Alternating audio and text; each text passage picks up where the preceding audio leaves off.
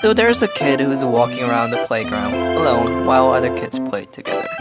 Yeah, that was me back in elementary school. Today I'm going to tell you my story of the first 36 hours after when I first landed in the United States at 12 years old.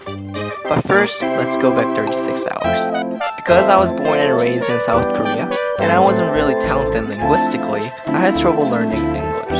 And that's why my parents decided to send me to the United States as an exchange student. So there I was on the plane alone, headed to this mysterious place. I was so nervous and afraid that I couldn't sleep at all during this long 13-hour flight. But finally, I met with my host family. I've only seen them through pictures, but I have to say they looked much more intimidating in real person.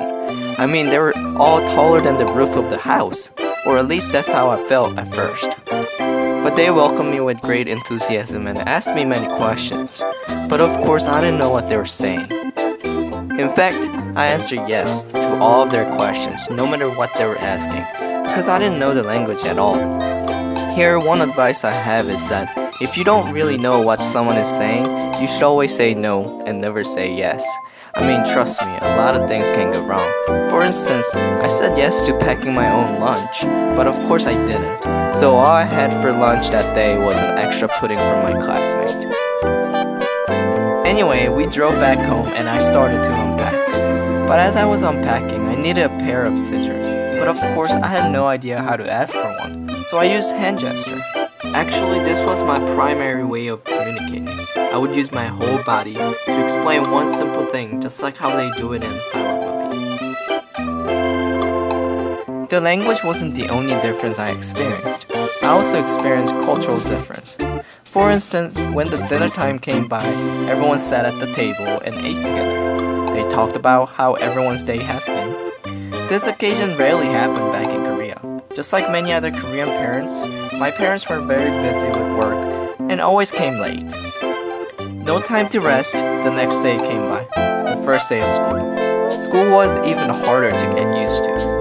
I had to make friends again, except this time with kids who not only looked different, but who also spoke different language. Every time they talked to me, I panicked. I felt like I was a fish out of water.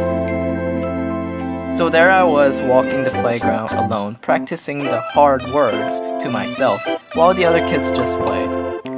Thrown into a new world as a kid, I was trying to adjust to the language and the culture that seemed completely different from the one that I was raised by.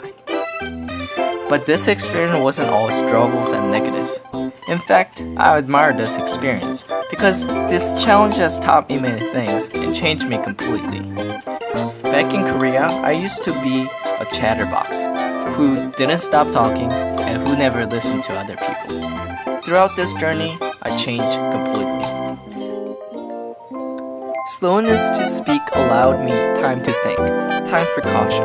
To this day, words go through my mind 3 and 4 times before I actually speak them. I also learned to listen. Having no way to voice my own, I learned to observe and listen to others. I believe that these life lessons are not something that can easily be taught in a classroom. Yet, I also believe that they are essential for a person to grow, relearn and mature by confronting and struggling through challenges.